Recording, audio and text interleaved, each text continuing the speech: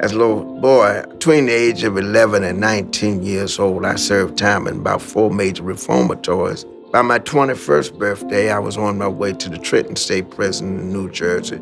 I was an intravenous heroin user for over 25 years of my life. I came to the crossroads of my life, faced with a 14 years, the life sentence. And I just about asked God to take my life. He said, no, son, I'm gonna make you do something you've never done before. I'm gonna make you ask me to help you. When I got out, I had never had a job before in my life. And a Jewish family gave me a job when nobody else did. I went back into the prisons and I was ministering prisons all over the state. The Lord had put it on my heart. Started multi-ethnic inner-city ministry, also started Exodus Homes. The mission of Exodus Homes is to provide faith-based supportive housing. We have 73 beds. We're a holistic program. It's a housing program because people are homeless when they come. It's a case management system because everything that they don't have is what we want to make sure that they get. We're a transportation company. We run vehicles 24 hours a day, 7 days a week. Maybe you've heard the old saying that for the want of a nail, a house was not built. And we say that for the want of a ride, someone couldn't get their life back because they just couldn't get there. And then we're a recovery program because within all of that, we have the meetings and the focus on what caused you to be addicted in the first place. And then we're an employment agency. We have our own enterprises, and then we have corporate partners in the community where we place our residents in their manufacturing facilities with the goal being that they will be hired permanent, full-time, with benefits. We're also a spiritual program as well, because the only way that it works is that a person have a psychic change and a spiritual awakening. It's housing, it's case management, it's transportation, it's recovery programs, it's employment, it's spirituality, and all of that serves them, spirit, soul, and body, to help make them whole again. If the church doesn't engage, the crime rate will go up, the rate of recidivism will go up, because there's nobody at the gate, no keepers at the gate waiting for these men and women to return to our community. They need somebody to hold their hand as they're making those adjustments back into the community. I grew up in Hickory. I had a lot of friends. I had a lot of fun. In high school, I was an outcast. The first time I used drugs, I think there was a lot of peer pressure with it. And then it just went to, I had to have it. I lost my house, my kids, my car, my job, all in the same week. Everything just went away. And I started getting in trouble. I was incarcerated, 14 months and 90 days in prison total. I decided it was time to do something different. I found my way to Exodus Homes when I was in Catawba County Jail.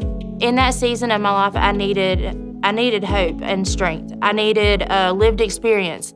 I needed to see people that had already been through what I was going through. I felt completely hopeless when I got to Exodus, but then I got a job. They taught me coping skills. They taught me anger management, how to pay bills, how to communicate effectively, that my story is gonna help people.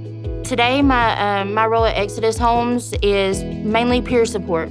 I bring my lived experience to the table to show the newcomers and the residents that have been here for a while that recovery is possible.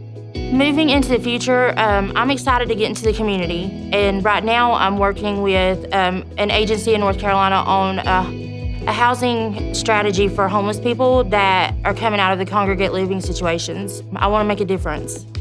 When I think about how far I've come, it feels like a dream. I feel like what I've accomplished was what I was supposed to do, and that's just really all there is to it.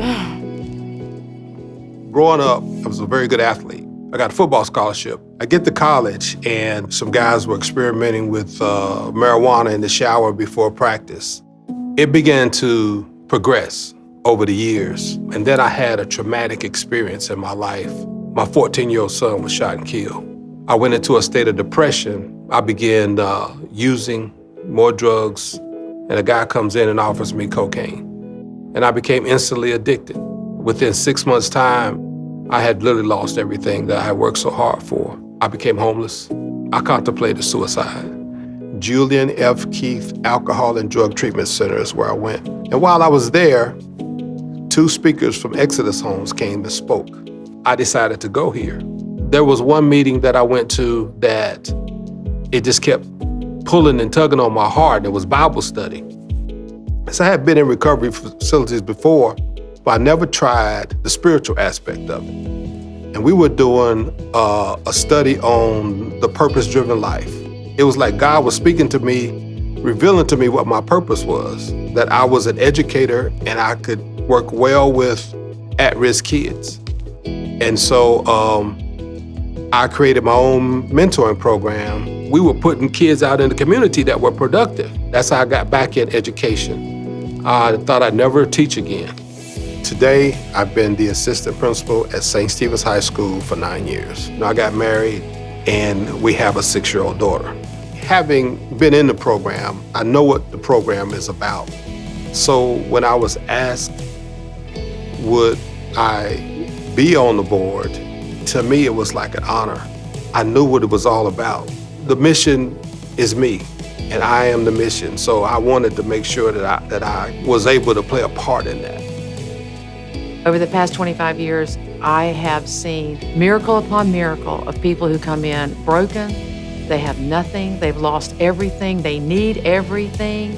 And to see how God puts them back together again, to see them become whole, become, productive, law-abiding, tax-paying citizens who are reunited with their families again, who have vision and goals for their lives. There's no greater blessing for me than seeing people get on their feet and get their life back.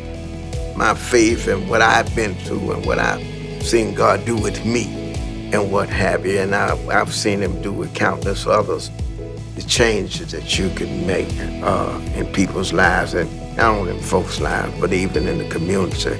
So when I see what we've done, I can't think of anything else that I would rather be doing.